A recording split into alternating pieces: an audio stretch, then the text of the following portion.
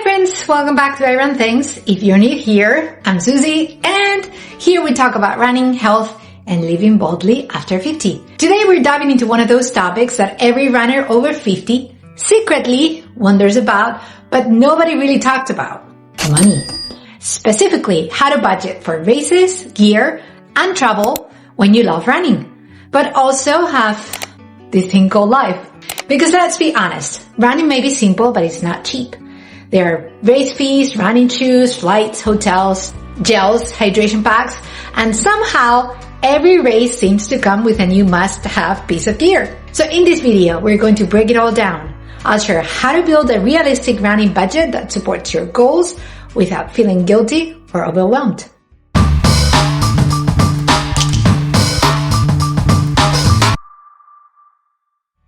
But before we jump in, if you love diving deeper into the mindset and motivation behind running, check out my Patreon. Over there, I post twice a month extra content. I also publish early access to my weekly running vlogs. And if you prefer to read, my Substack is where I share thoughtful essays on health, aging, and living fearlessly after 50. You'll find both links in the description below. I'd love to see you there. All right, and now let's talk about running and money. When I was younger, I used to just sign up for races without thinking twice. But now, as a runner in my 50s, I want my money and my energy to go where it truly matters. Budgeting isn't about restriction. It's about alignment. It's about making sure your spending reflects your priorities. The truth is, the costs of running can sneak up on you. Let's say you do 3 half marathons and 1 marathon a year. Between registration, travel, and shoes, you could easily spend $3,000 to $5,000 annually without even realizing it. And that's fine as long as it's intentional. When you create a running budget, you're not limiting your fun. You're protecting it. You're ensuring that this thing you love stays sustainable for years to come. Let's look at where most of our money goes as runners. Number 1, race entries. Number 2, gear. Number 3, travel. And then a 4th category that's easy to forget, maintenance and recovery. Let's talk about these 4. Race fees can range from $35 for local 5K to $500 or more for big city marathon. The trick here is to plan your racing year like a financial calendar. At the start of each year, decide how many A races you want to do. Those are your main events. And then sprinkle in smaller local races for fun or training. Let's say you plan for 1 big destination race at $250 entry fee, 2 mid-sized local half marathon at $150 each, and 3 small races or 5Ks at $30 to $50 each. That's around $700 to $900 in race fees for the whole year. You can then divide that total by 12 months, around $70 a month, and set it aside in a separate savings account or even an envelope. That way, when registration opens, you're not scrambling or charging it to a credit card. You've already planned for it. If you travel for races, you can create a race sinking fund where you automatically transfer a small amount each month toward future race expenses. Oh, gear. Running may only require shoes, but somehow we end up with foam rollers, hydration vests, headlamps, compression sleeves, and enough tech fabric to outfit a small team. A good way to keep this in check is to categorize gear as either essential or upgrade. Essentials are things that directly impact your comfort and safety. For example, your running shoes. You should replace those every 300 to 500 miles. For women, sports bras. Very, very important. Also as important, socks and base layers. So what about upgrades? Upgrades are everything else. Smartwatches, recovery tools, fancy hydration packs, race day outfits. If you run year round, it's realistic to budget $600 to $800 per year for gear. Tips to save. Buy shoes when last season's model goes on sale. They will be cheaper. Use cashback apps or loyalty points. Split your purchases between 2 times a year, spring and fall, and align those times with sales. And one of my favorite tips, have a 1 in, 1 out rule. If you buy new shorts, donate or sell another pair. It keeps your drawers and your budget uncluttered. Okay, travel is where running gets expensive, but also magical. Traveling for races means adventure, new memories, and often a built-in vacation. To make travel sustainable, plan your racing calendar like this. One local race, you drive there, you sleep at home. One regional race, you drive there or maybe flight, but it's a short flight, and stay over one night. And one destination race. This is your big trip for the year, maybe. A simple budget framework would be as follows. Local races, $0 to $50 in travel costs. Regional races, $200 to $500 in travel costs. And destination races, $800 and upwards. I mean, you can even spend $4,000 depending on the race. And this would include your flights, your hotel, and your rental cars. You can stretch your dollars by booking early, because race weekends fill up fast, using credit card points or miles just for races, sharing accommodations with other runners, packing your own breakfast or snacks to avoid overpriced hotel food.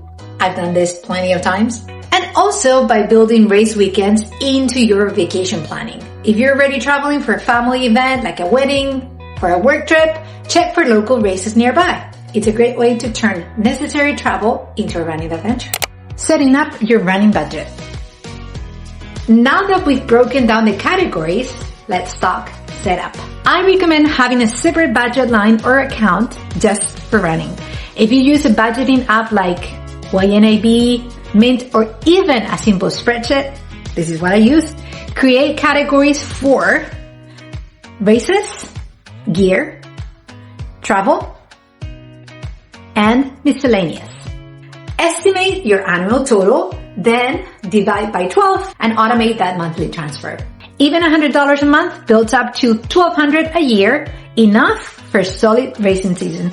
If your income fluctuates, you can also use the one-for-one system. Every time you spend on something non-essential, say dining out or a new outfit, match it by saving the same amount toward your next race. Keeps your goals front and center while keeping lifestyle spending in check. Mindset shifts about spending or running. Okay, this category is big because after 50, the conversation about money changes. We start thinking about retirement, health, family, maybe college tuition, or even caring for aging parents. So spending hundreds of dollars on running might feel indulgent. But here's the truth. Investing in your health is one of the smartest financial decisions you can make. Running helps you stay mobile, independent, and mentally strong. It reduces long-term healthcare costs and boosts your quality of life. When you frame it that way, your running budget isn't a luxury. It's preventive care. Still, it's all about balance. If running starts creating financial stress, scale back temporarily. Do local races, run with friends, volunteer at an event. The goal is longevity, both financial and physical, making trade-offs that feel good. Here's where your values come in. For some runners, race medals are everything. For others, it's the travel or the community. Think about what gives you the most joy and budget accordingly. If travel lights you up, maybe you cut back on gear and channel those funds into flights. If racing locally gives you the same thrill, use your travel budget to upgrade your shoes or get a massage package after long runs. Budgeting isn't one size fits all. It's about designing your financial plan around what energizes you most. Small habits that add up. And here are some small, real-world habits that make a big difference. Split costs with running friends. Carpool, share Airbnbs, or split bulk gels. You can always buy a big box and then split them up. Track every race expense. It helps you plan better for next time. Sell old gear on sites like Poshmark or Facebook Marketplace, or even eBay. Automate small savings. Even $25 a week adds up to $1,300 a year. It's a lot of money. Also, consider using cashback credit cards exclusively for your running expenses. And don't forget, many races offer early bird discounts. Register early and you can save 10 to 20%. Budgeting for the unexpected. Injuries, cancellations, flight delays. Life happens. Set aside 5 to 10% of your annual running budget for contingencies. That could mean deferring a race, paying a change fee, or replacing shoes after a muddy trail went wrong. Think of it as your runner's emergency fund. Budgeting isn't glamorous, but it's empowering. When you know where your money's going, you can make intentional choices that support your goals. You stop reacting and you start planning. And the best part, you free up mental space to focus on what truly matters: training, enjoying your runs, and living fully. If you found this helpful, give it a thumbs up, hype it, and share it with a friend who's also trying to balance running and real life. And remember, if you want to see early weekly running vlogs and extra content, you can go up to my Patreon. It's $3 a month, which $3 with inflation doesn't get you much these days, but it gets you access to my Patreon. Running after 50 isn't about having endless resources. It's about using what you have wisely, joyfully, and intentionally. Thanks for watching, my beautiful people. I'll see you in the next one. Run fearless.